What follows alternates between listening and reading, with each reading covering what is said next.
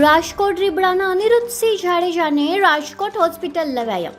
હૃદયને લગતી તકલીફ હોવાના કારણે રાજકોટ સિવિલ હોસ્પિટલમાં લેવાયા. સિવિલ હોસ્પિટલમાં આવેલા યુએન મહેતા કાર્ડિયક વિભાગમાં મેડિકલ ચેકઅપ કરવામાં આવ્યું.